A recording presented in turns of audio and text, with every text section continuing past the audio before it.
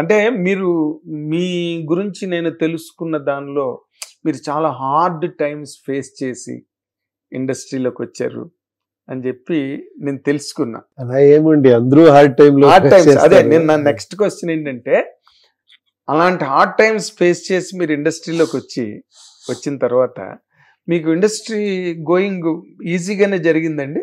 లేదండి, నేను ఎప్పుడూ ఒక మాట చెప్తా ఉండము, మనం కష్టపడేది అనేది అదేమిటో నాకు అర్థం కాదు. యాక్చువల్లీ ఇష్టపడేది అంటూ ఒకటే నాకు అర్థం అవుతుంది. మీరు ఇష్టపడితే అక్కడ కష్టం ఉండదు. కరెక్ట్. ఇష్టం లేనప్పుడే కష్టం. ఇష్టం లేనప్పుడు మీరు ఎంత హాయిగా ఉంటే కూడా కష్టం అవుతుంది. మీరు ఇష్టపడితే ఎంత డిఫికల్ట్ అయినా అది ఈజీగా ఉంటుంది. అదేలేండి. సో అలాగే జరిగింది. చెప్పుకుంటారు మీ హంబల్ బ్యాక్గ్రౌండ్ నుంచి వచ్చారు, కష్టపడారు, అది ఇది అని. I never thought it is కష్టాన్ని. నాకు ఎప్పుడు I really enjoyed actually those కష్టాస్. అదేలేండి, ఆ స్ట్రగుల్ కూడా కొంతమంది ఆ ఛాంపియన్షిప్ ఉన్న వాళ్ళే ఎంజాయ్ చేయగలరండి, అందరూ ఎంజాయ్ చేయలేరు.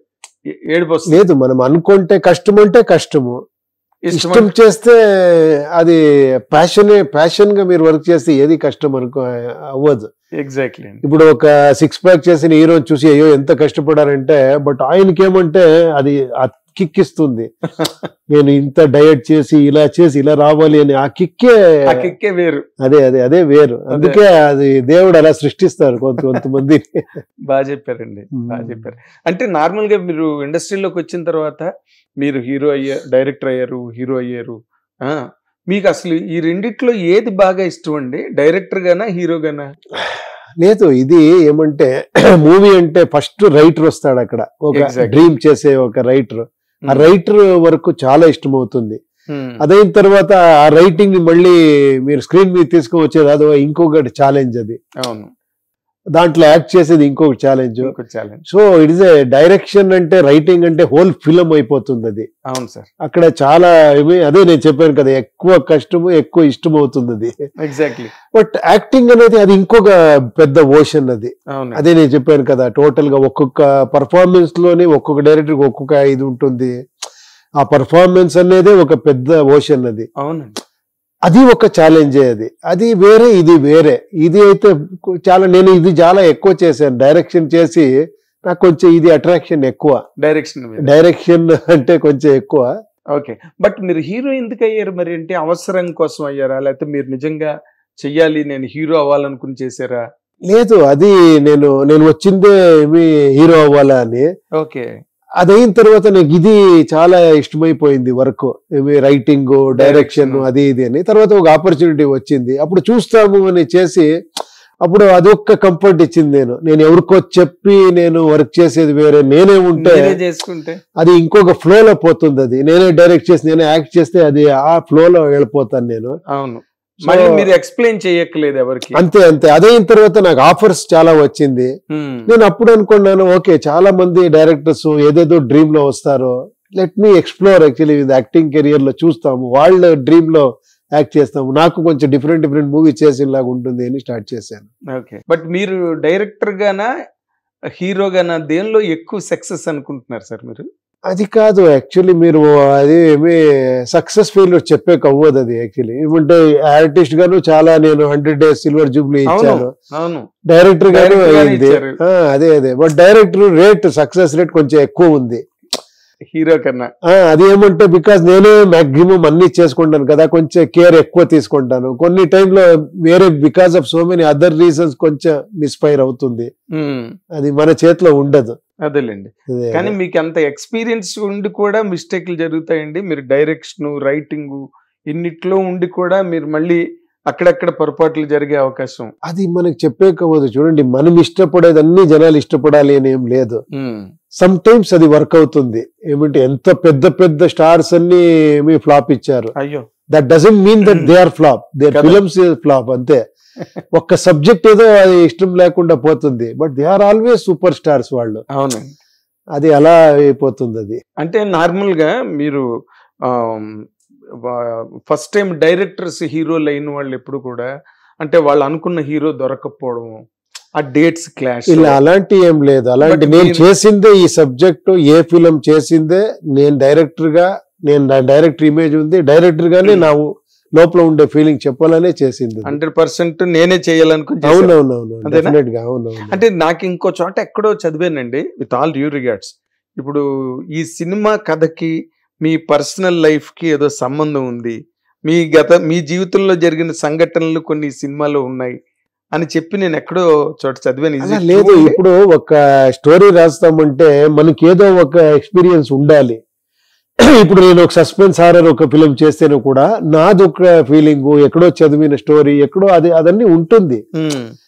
మనం ఇప్పుడు ఏదో లవ్ గురించి చెప్పాలి, తర్వాత ఏదో ఒక సమాజం గురించి చెప్పాలంటే ఆ లోపల ఫీలింగ్ నాకు ఉండాలి. ఇప్పుడు సూపర్ చేశాను, ఆ లోపల నాకు ఆ ఫీల్ ఉంది, ఇండియా ఇలా అవ్వాలి, ఇండియా ఇలా అయితే బాగుంటుంది, అది అందరికీ ఉంటుంది. నాకు ఒక ప్లాట్ఫామ్ ఉంది, అక్కడ ఫిలిం చేస్తాను అంతే.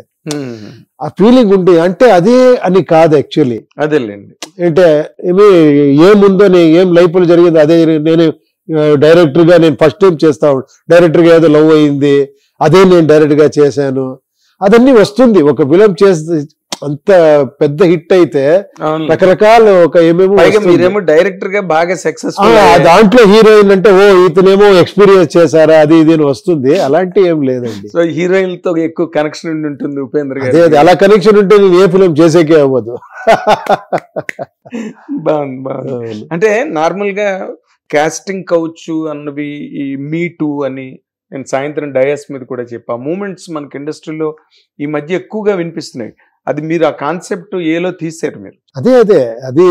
అది ఒక సబ్జెక్ట్ గా చేశాను నేను, ఏదో ఒక రియల్ గా జరిగింది నాకేమో అయ్యింది అలా కాదు యాక్చువల్లీ.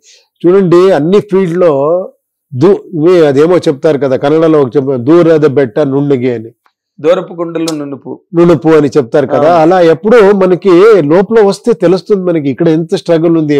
బయట నుంచి చూసే వాళ్ళకి ఏంట్రా ఫిలం అది ఇది అని మాట్లాడుకుంటారు, బట్ ఇక్కడ తెలుసు మనం ఒక సీన్ చేస్తే ఎంత ఇది ఉంటుంది అని.